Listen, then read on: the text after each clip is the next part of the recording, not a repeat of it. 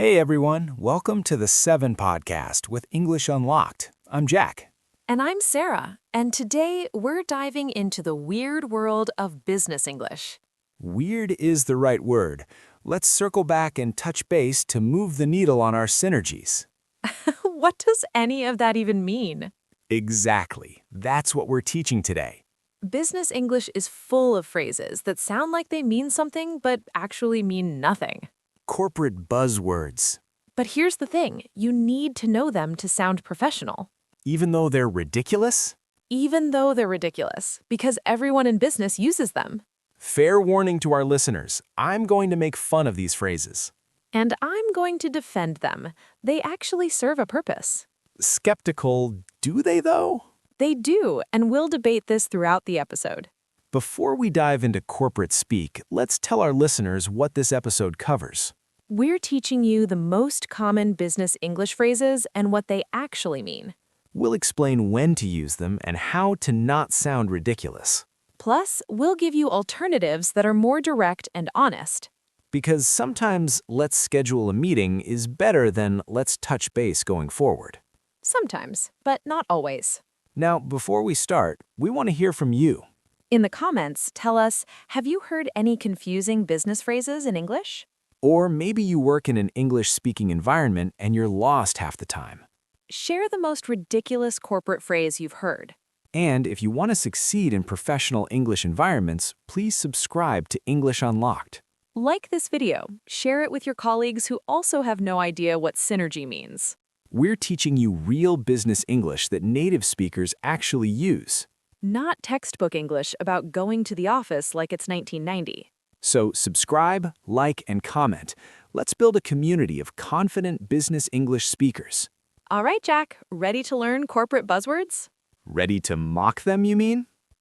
This is going to be fun. Let's start.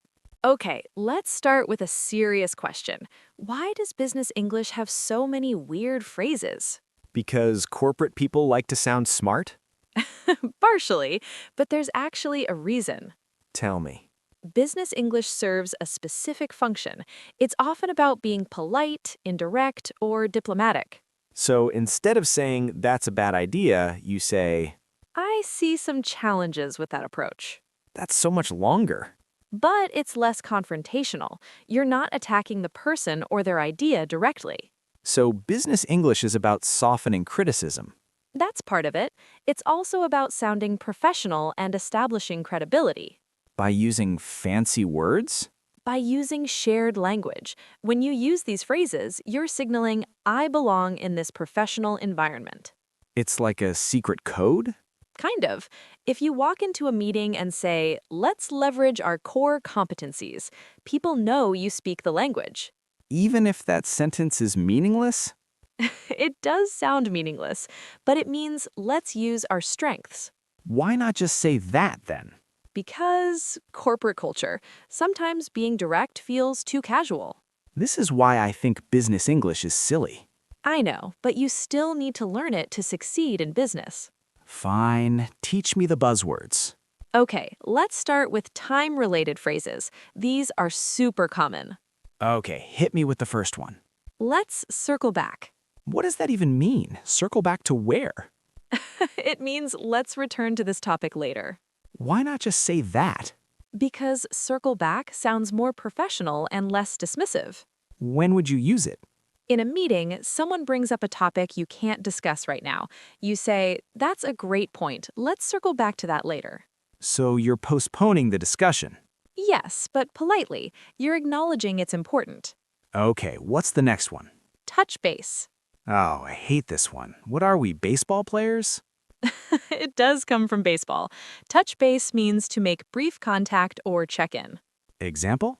Let's touch base next week about the project. So it means let's talk or let's check in? Exactly. It implies a quick, informal conversation, not a long meeting. Why not just say let's check in?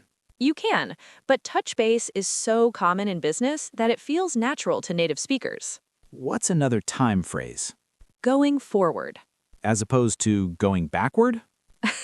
I know, but going forward means from now on or in the future. Example? Going forward, let's have weekly team meetings. It just means starting now. Yes. Another one, at the end of the day. This one's not literal, right? Right. It means ultimately or when everything is considered. Example? We tried different strategies, but at the end of the day, customer satisfaction is what matters most. So it's like ultimately or in the final analysis. Exactly. Last one in this category, move the needle. What? Move what needle? It means to make meaningful progress or create a significant impact. Like moving a needle on a gauge. Yes, a measuring instrument. We need strategies that actually move the needle on revenue. So it means make a real difference. Exactly. Okay, Sarah, I need to say something. Oh no, here we go. These phrases are ridiculous. Move the needle, circle back, touch base. Tell me how you really feel. Why can't people just say what they mean? Let's talk later instead of let's circle back. Because Let's make progress instead of move the needle. Let's chat instead of touch base. you're not wrong. These phrases make simple ideas sound complicated. It's like everyone's trying to sound important. Okay, but here's my defense. Go ahead. Sometimes these phrases serve a purpose. They create professional distance. What do you mean? Let's circle back sounds more professional than I don't want to talk about this right now. But that's what you mean. Yes, but saying it directly sounds rude in a professional context. So we use buzzwords to hide what we really mean? Sometimes, and sometimes they're just efficient shortcuts. Everyone knows what touch base means. True. Instead of saying, let's have a brief, informal conversation to check on progress, you just say, let's touch base. Okay, that's fair. It is shorter. See, they're not all bad. I'm still skeptical. Give me more phrases to mock. Coming up, let's talk about action-oriented business phrases. These are the ones that make you sound busy and important. Basically. First one, take it offline. Wait, but we're already online. Or are we offline? It has nothing to do with internet. Take it offline means let's discuss this privately, not in this group meeting. Oh, so if someone brings up something inappropriate for the group. Yes, that's a good point. Let's take that offline and discuss it after the meeting. So it means not in front of everyone. Exactly. Next one, running up the flagpole. What? Are we in the military? This means present the idea to higher-ups for approval. Like running a flag up a flagpole to see if people salute it. Exactly. Let me run this idea up the flagpole and see what management thinks. So it means get approval from the boss. Yes. Next one, get the ball rolling. Start the project. Yes, let's get the ball rolling on the new marketing campaign. That one makes sense. A ball rolling has momentum. Right. Another one, put it on the back burner. Like cooking. Exactly. It means postpone it or make it a lower priority. We're putting the redesign on the back burner until Q3. Perfect. And the opposite, put it on the front burner. Make it a priority. Yes, we need to put customer complaints on the front burner. Okay, these metaphors actually make sense. Some do. Here's another. Think outside the box. Be creative. Yes, but more specifically, come up with innovative, unconventional solutions. We need to think outside the box to solve this problem. Exactly. Though honestly, this phrase is so overused, it's almost cliche now. What's the new version? Maybe challenge conventional thinking or just be innovative. Okay, now let's talk about my least favorite category. Vague phrases that sound smart but mean nothing. Oh, you mean like synergy? Yes, what even is synergy? Synergy means when things work together to create something greater than the sum of their parts. Can you say that in normal English? When two teams collaborate and achieve more together than they could separately, that's synergy. So it's just teamwork? Kind of, but synergy implies the combination creates extra value. This phrase makes my brain hurt. Next one, low-hanging fruit. This one I actually like. It's the easy wins, right? Yes, the items that are easiest to accomplish or have the quickest results. Let's focus on the low-hanging fruit first, then tackle the harder problems. Perfect. Next one, bandwidth. Like internet bandwidth? No, in business, bandwidth means capacity or available time or resources. Example? I don't have the bandwidth to take on another project right now. So it means I'm too busy. Exactly. Here's a terrible one, leverage. Oh no, this word is everywhere in business. I know. Leverage just means use or utilize, but business people love it. Let's leverage our existing relationships means let's use our contacts. Yes, leverage our resources means use our resources. Why not just say use? Because leverage sounds more strategic and important. It sounds pretentious. Maybe, but everyone uses it. Let's talk about polite rejection phrases. These are super useful. Because in business, you can't just say, no, that's stupid. Correct. You need to be diplomatic. First phrase, I'll take that under advisement. What does that mean? It means, I heard you, but I'm probably not going to do what you suggested. So it's a polite way to say no? Basically, thank you for the suggestion. I'll take that under advisement. Translation, no thanks? Pretty much. Next one, let me get back to you on that. That sounds reasonable. It can be genuine, but sometimes it means I don't want to answer right now, or I'm hoping you forget about this. So it's a stalling tactic? Sometimes. Context matters. Next, that's an interesting perspective. When is interesting ever a good sign? Exactly. Interesting often means I disagree, but I'm being polite. That's an interesting idea equals that's a terrible idea. Often. Next one, I see some challenges with that approach. Polite way to say that won't work? Yes, you're pointing out problems without being confrontational. While I appreciate the suggestion, I see some challenges with implementation. Perfect. Very diplomatic. Let's talk about meeting-specific phrases. Good idea, because meetings have their own language. First one, let's take this discussion offline. We covered this. It means discuss it privately, not in the group. What about let's table this? Interesting. This phrase is different in American and British English. Really? In American English, table it means postpone or set aside the discussion. And in British English? It means put it on the agenda for discussion, totally opposite.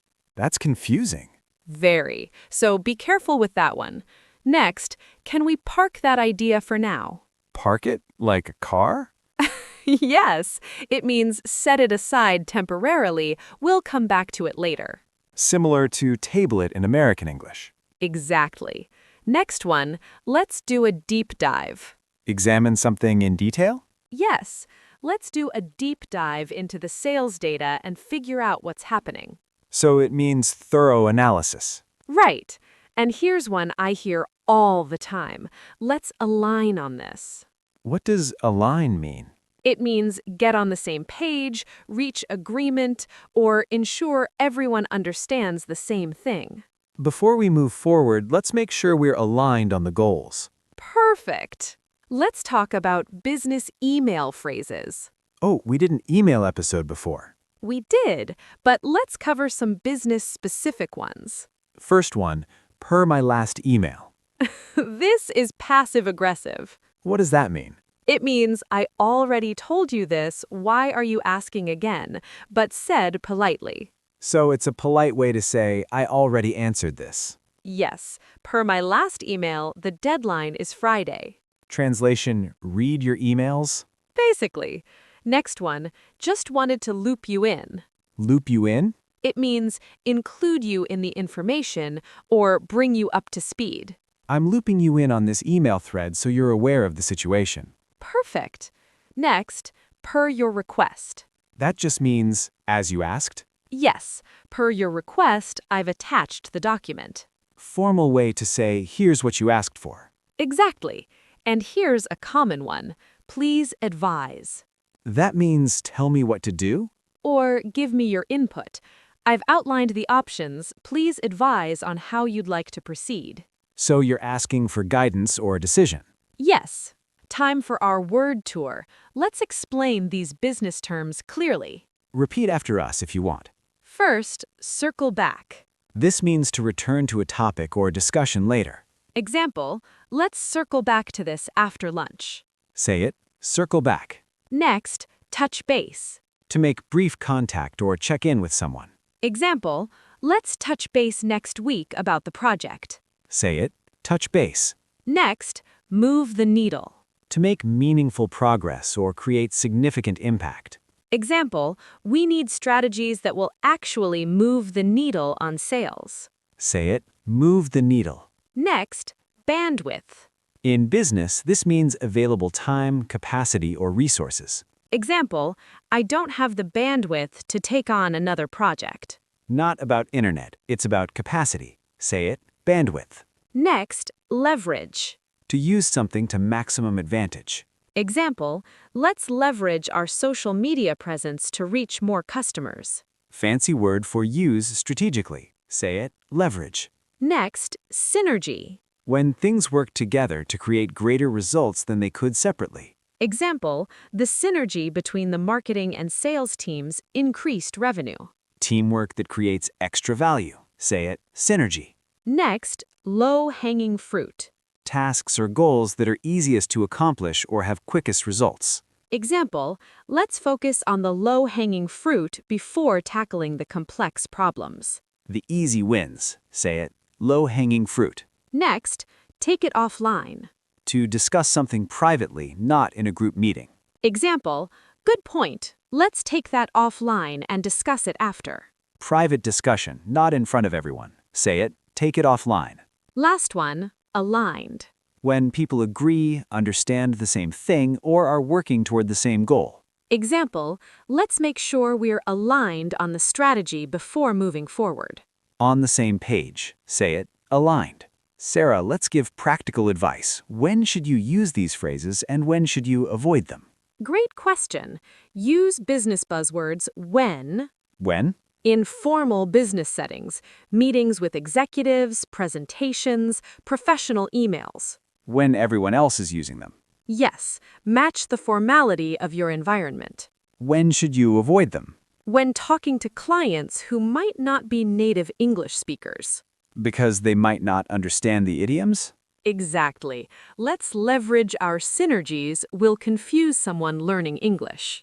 What else? Avoid them when clarity is more important than sounding professional. Examples? Training new employees, giving instructions, emergency situations. Just be clear and direct? Yes, we need to finish this by 5 p.m.